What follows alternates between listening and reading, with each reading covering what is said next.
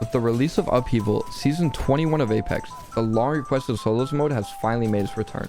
The game is in a much different place than where it was when Solos originally made its debut back in Season 2. I made it my goal to win on every legend so that I could make a tier list for you guys, showing you who's good and who's not so good to play if you're trying to win. This tier list is going to go from S tier to F tier with the one special tier below it. Let's get right into it. Starting off our Assault class, we have Bangalore. Bangalore has dominated the competitive and ranked meta for many seasons now, and while she is still very strong, I don't have her in S tier like some of you might expect. This is in part due to the removal of the digital threat altogether. Without the digi, her smokes become much harder to fight in and play around. Now her kit feels much more like a kit used solely for taking away enemy line of sight, whether that's going to be for pushing up on your opponents or creating space and getting away from them. Her ult is still super strong, and I believe she has arguably one of the best passives in the game. She's a pretty straightforward character, so there's not much more to say about her. As far as her perks go, although they're all solid, there is one combo that's worth taking every single solos match. This is going to be the ultimate artillery and cover me. Enemies only turn into death boxes on their second death, so about half the value from the big bang perk is already not going to be there. Ultimate artillery just makes sense because it leads to getting your ults 25% faster, which is never a bad thing, especially if you can find a gold helmet. The reason you should never take refuge on Bangalore is because if you're out of combat for a few seconds, you're already going to start healing your health automatically in solos. And just by using smokes in general, you're going to pretty normally be able to disengage and trigger the healing automatically. So cover me is going to just be a solid perk that will take its place, and it's going to ensure that you know where you're getting shot from at all times. All in all, Bangalore is still a very solid legend for solos, and I'm putting her in B tier. Next up, we have Fuse. Fuse is every 40-year-old's favorite legend, and for a good reason. He's relatable. He loves explosions and cracking open a cold one. Isn't that what 40-year-olds do? Honestly, I don't even know, man. Anyways, let's just talk about him, okay? Fuse has never been the strongest legend in the game, but he always has been a decent off-meta pick, and sometimes you see him in very niche comps. In terms of solos, if you can make it to the end game, you should have little to no trouble taking care of business. The problem that lies within Fuse and his kit is simple. How do you make it to the end game?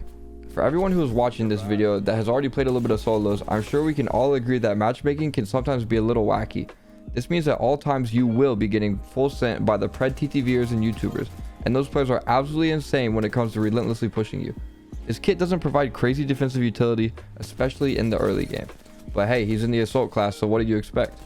If you can survive the endless horde of zombies, aka the solo demons looking for their 4K20 bomb, you'll easily be able to make them repent for their early game sins by rings 4 and 5.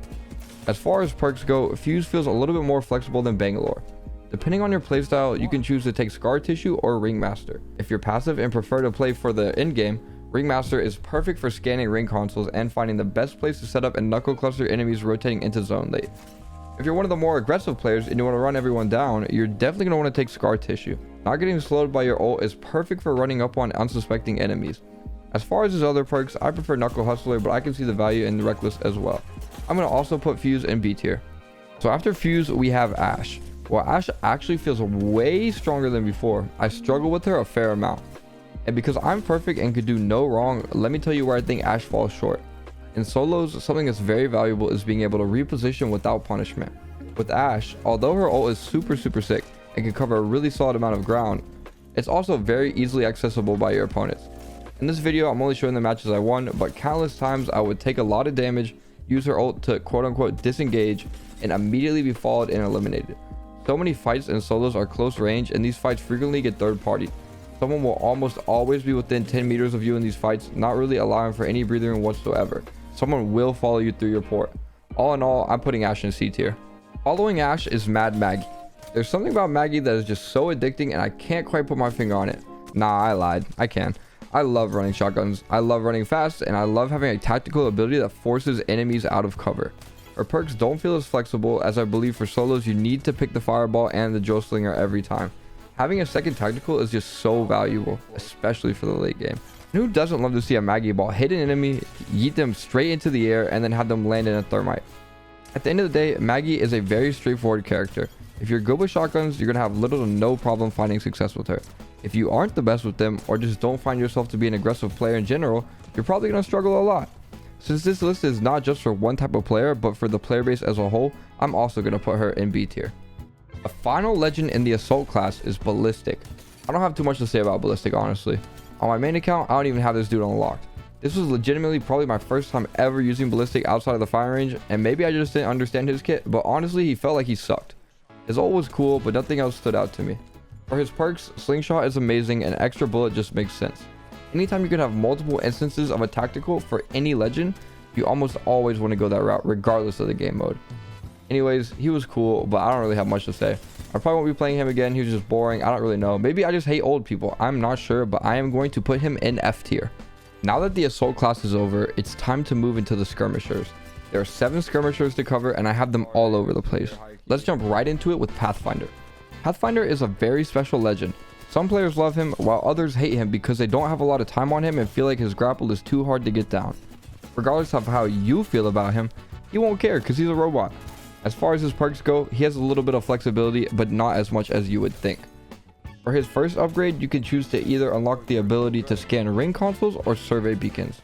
Basically, you can choose if you want to see the next ring or if you want to know where everyone is on the map. The next set of upgrades either gives you damage reduction on zips or refreshes your grapple every single time you get knocked. I personally feel like it's a no-brainer to take down and away, but occasionally you'll find someone who prefers the other one.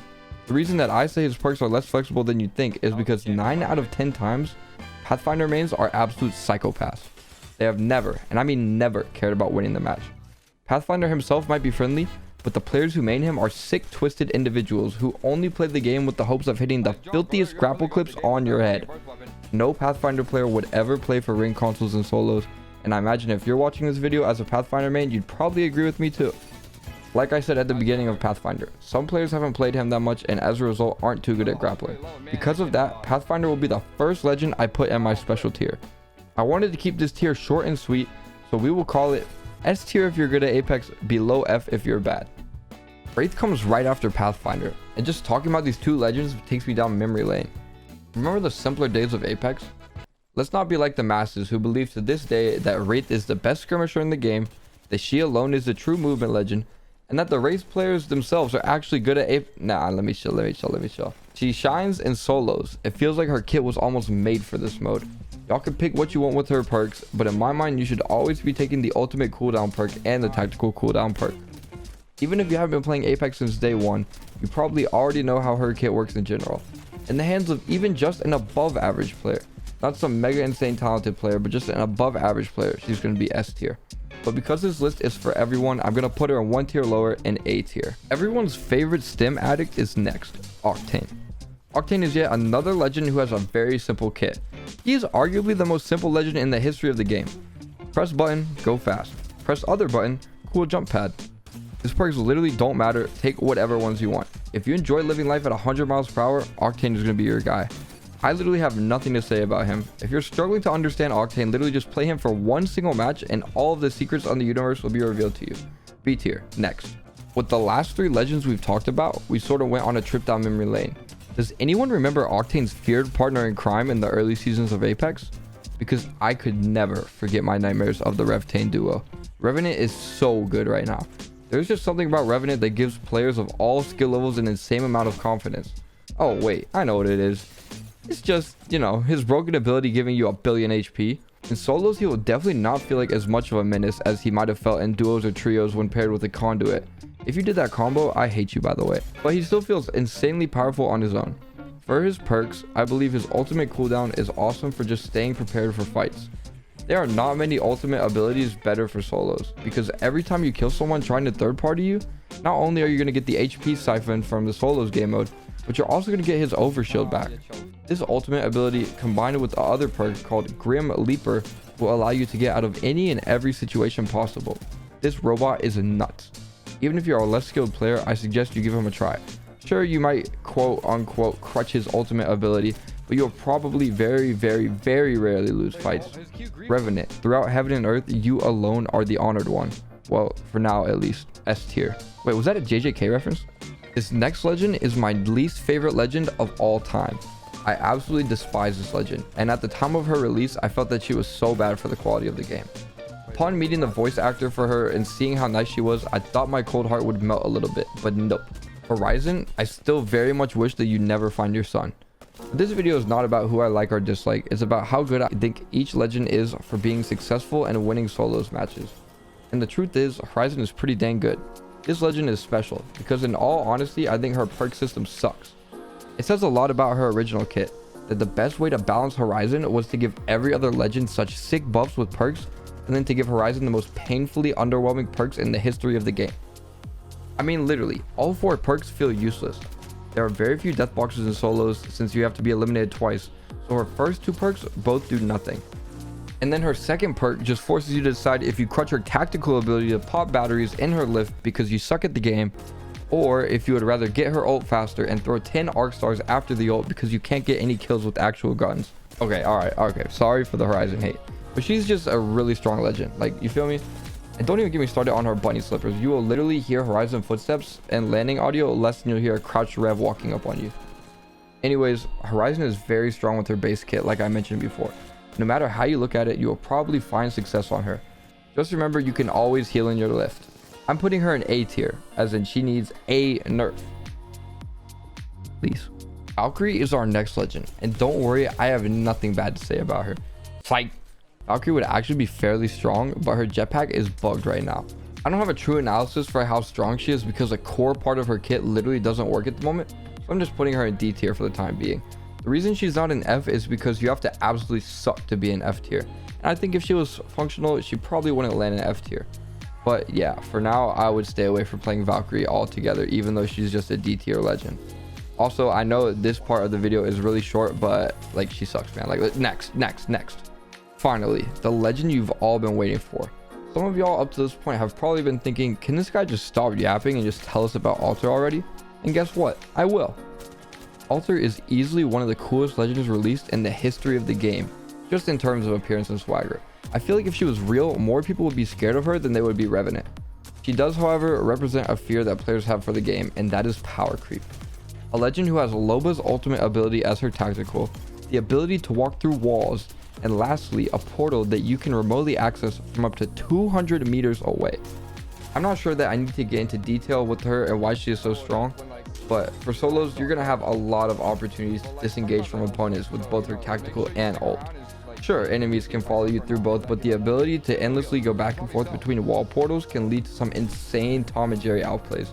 I don't know why I call it Tom and Jerry. I could have just said cat and mouse. I really just kind of like dated myself, but you guys know what I mean. All of her perks are really good. Pathfinder looked a little lonely, but luckily for him, Alter will be joining him in the humble S tier if you're good at Apex, below F if you're bad tier. Skirmishers were really all over the place. Let's settle down for a second and talk about a new class, Recon. The first Recon legend on the list is Bloodhound. Our Allfather trusting friend has been known for tag teaming opponents with the help of their trusty partner in crime Bangalore for a long time, but in solos, everything is different. I'm going to say this about Bloodhound, and this will apply across the board to all Recon characters. I'm sorry you had to be the first on the list, Bloodhound, but I feel like the entire class of Recon characters is more useless than useful. There will be one exception to this list later on, but I will elaborate when that time comes. Bloodhound is very good for pinpointing locations of enemies. In the past, they were used for fighting in bank smoke and scanning ahead for rats, whether it was full teams holding a choke point or poor solos hiding in a tiny crevice. With the introduction of battle sense, it feels like these legends have a large part of their identity taken from them. Sure, Bloodhound is nice for knowing the exact location of enemies, but often in the past you would see preemptive scans being used simply to just make sure the coast is clear. Now that battle sense exists, a scan is only half as useful. If something pops up on battle sense and you hear nothing, you already know to expect enemies nearby ratting on you. Sure, a scan can help with really locating the enemies, but there are too many legends with kits that just provide more in solos mode. I'm sorry Bloodhound, but you and Ballistic will have to become besties because you guys are both in the F tier. Crypto, the man I would never let date my daughter. He's like chronically online, and you know he probably has like 10 kittens at all time. I just can't let her end up on the roster. That would like destroy me as a dad to find out she's like meowing for him in Discord or something like that. Anyways, man. Okay, Crypto is next in line for my divine impartial judgment. Crypto is a lucky man because he might be the only legend to beat the Recon Legends suck allegations. Where his value comes is his ultimate ability. His EMP can help you start fights at a huge advantage, with enemies being stunned and zapped for a lot of their shield. It can also simply grief other fights, as you can trigger it from afar and just watch your opponents get caught off guard by some random drone that flies in, strips their shields, and flies away. When you pair the EMP with the Hackathon perk, Crypto feels like a true threat. I'm placing him in B tier, but if you like playing Recon Legends, he's literally just S tier. He's like the Recon Legend Jesus. All right, next one. Now it's time to talk about the man who once dominated Apex and single-handedly changed the meta from pubs to ranked to ALGS. The keyword there is that he once did all that, meaning now he is unfortunately a shadow of his old self. Seer is sadly in the same boat as Bloodhound. His kit just can't provide much that BattleSense doesn't provide already. This legend was the man back in the day, but now he's just like whatever, you know? He was also the legend that I struggled with the most when I was doing this challenge. It was so hard for me to win with him, and honestly, you could call it a skill issue if you like. But if you call it a skill issue, I would invite you to the range, and I would invite your significant other if you have one. And then your significant other would watch me 10-0 you multiple times, running whatever guns you want. And then after that, they'd probably leave with me, and we'd go to a private Discord call. Anyways, I don't know why I said that. Even if I didn't struggle on Seer, my point still stands. The in-game mechanic of BattleSense literally outclasses this legend on its own. I'm pretty sure if BattleSense was a legend, you would place BattleSense in D tier and Seer would be an F tier. So yeah, Seer, you're an F tier, buddy. Sorry. Okay, so the last Recon legend that we have for today's roast session is a Vantage. She's not going to get flamed as hard as Bloodhound or Seer, but I don't think she has a very admirable spot on this list either. Vantage's saving grace is how good her ult is for third partying. A lot of players view a third party as someone literally joining the fight, getting up close, and wiping up the first two parties. With Vantage and the help of Echo, you can fly up to some random high ground and just start firing away with her ult. She's ultimately still outclassed in a lot of late games, but if you enjoy being a troll, you can definitely have fun with her. Since this video is about winning though, I'm sorry to say Vantage is going to be joining Valkyrie in D tier.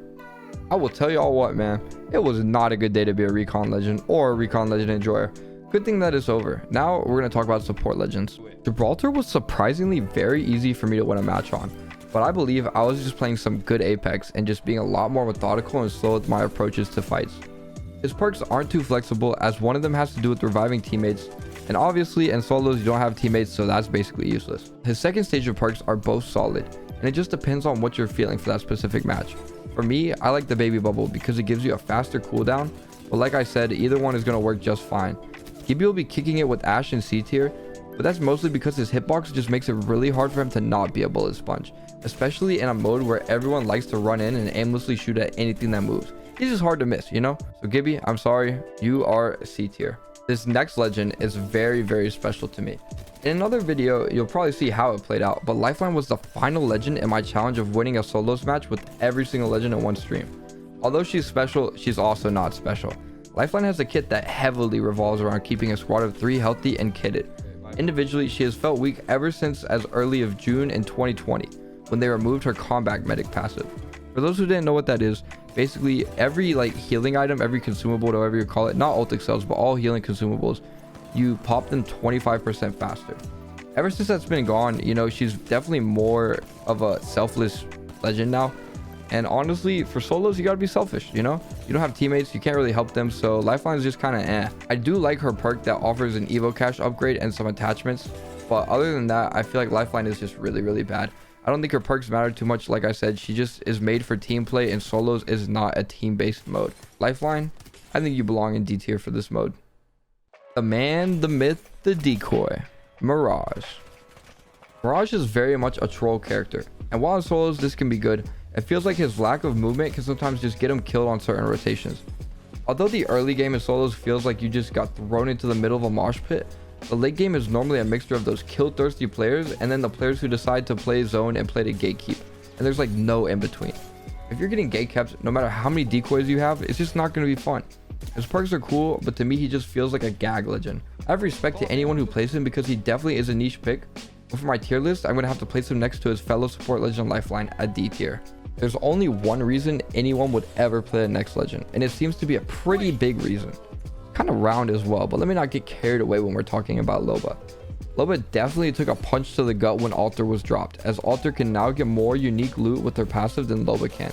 If you're playing trios and you kill a team, Loba can only pull a total of 2 things out of her ult from those death boxes. Alter individually could pull 3 things out of those death boxes. I mean, like, come on, man. Where's the Loba respect? Like, we're gonna have to do something better in the future. But anyways, for solos right now, Her tactical is going to be really, really good for disengaging from fights, and it actually, I think, is one of the better tacticals in that sense because you create a lot of distance and nobody can take it with you. I was originally going to put her in F tier because of other reasons, but that tactical alone kind of saved her and brought her up.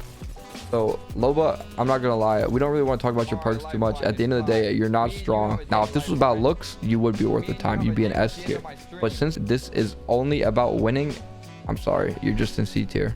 The next legend is without a doubt in my mind the most fun I had playing solos. I doubt a lot of people would anticipate Newcastle to be the subject of that last sentence, but without a doubt he took the crown.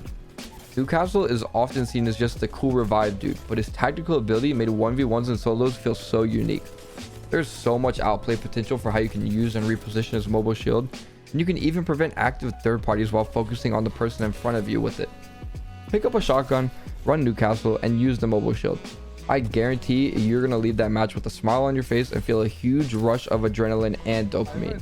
You have earned a spot in the prestigious S tier if you're good at Apex, below F if you're bad tier. Thank you, Newcastle. I love you. I would absolutely hate to follow up after someone who has received such praise, but someone has to do it, and today that someone is Conduit. Conduit has recently been public enemy #1, but honestly, I feel like it's justifiable. Her tactical ability is rivaled by no other legends, and it can keep your team up in fights way longer than they're supposed to be. Even though you don't have teammates, her tactical works on herself, right? She's staying alive way longer than she needs to in fights, and as a result, she is annoying. I'm not gonna lie, her perks are the biggest thing holding her back, and if it wasn't for those, she'd definitely be higher on my list. But because she has some perks having to do with death boxes and also teammates, it's just not gonna work out in solos mode. Conduit, A tier.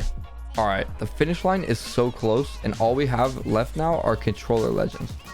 I think it should be stated ahead of time that all of these legends are inherently very valuable late game. If you can rotate fast enough and set up shop, you know, you're gonna already find a lot of success. But anyways, let's talk about who is the best at that and who is the worst at that. First on our list, we have the stinky man, Mr. Caustic. Now, I don't know how to really word this, but if you think you're better off as a passive player, Caustic is the epitome of Apex on easy mode. Literally, all you have to do is beat everyone to the end game, set up some traps, and throw your ult down once the final ring is close enough.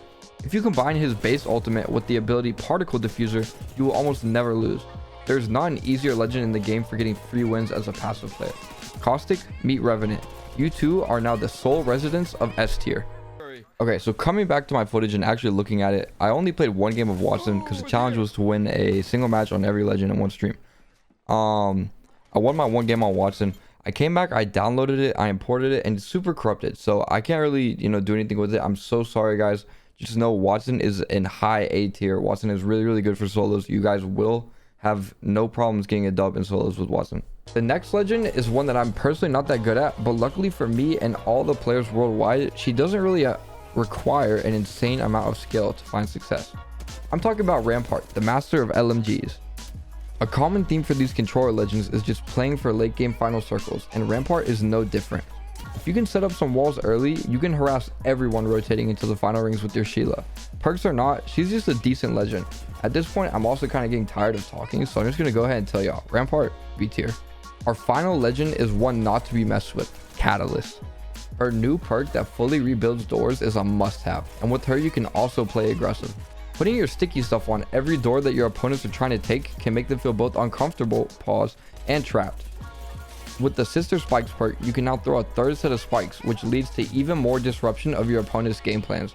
In my opinion, until you can destroy Catalyst spikes from afar, she's always going to be high up on any tier list for any game mode with any sort of goal in mind. Today, this is going to be no different. She sits in A tier. So there you guys have it. Every legend in the exact, correct, perfect, flawless spot. Do you agree? Do you disagree? Did I insult your main? Let me know in the comments below. By the way, in a few days after this, I'm going to be posting full footage of all my wins from this challenge that I was doing. So please, please, please tune into that as well. Until next time, love you, bye.